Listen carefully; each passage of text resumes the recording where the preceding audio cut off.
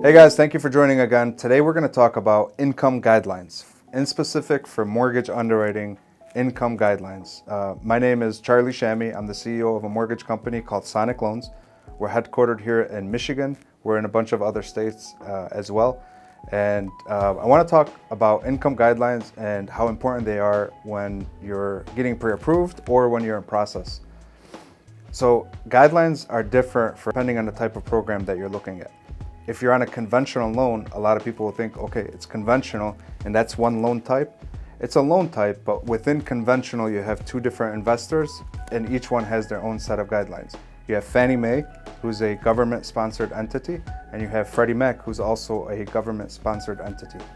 And depending on which type of loan you have, that's more of insider information for your loan officer, but it can also tell you, you may have different requirements and different guidelines for it. So there's a lot of people that are confused about these guidelines or have preconceived notions or misconceptions about what it will take to actually qualify for a mortgage.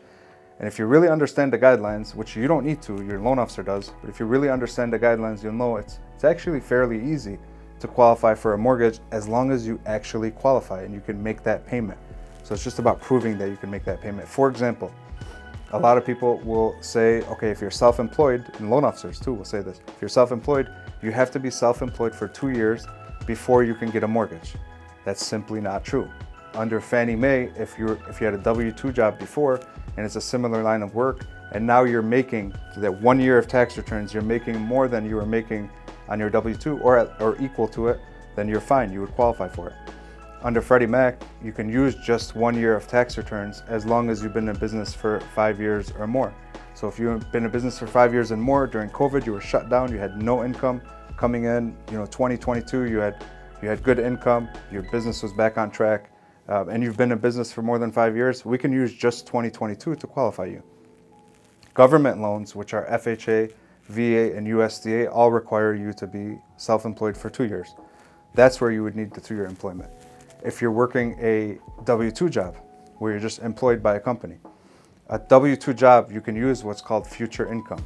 So you can even start the job after closing. Let's say you're in school, you're gonna graduate and you're gonna start a job, in the summertime or spring, whatever, when you're gonna start a job in the future. If you're starting that job after closing, then you would just need to have enough money in reserves to carry all of your debts from when we close until you start the job.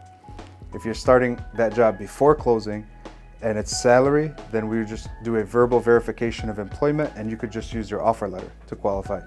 If it's hourly, you need one paycheck stub to show that you're getting at least 40 hours so you can use that full income and you would qualify for it. So you just need to understand the guidelines, understand what's going on, explain thoroughly to your loan officer what's actually happening, and they should be able to let you know what's the program that you actually qualify for.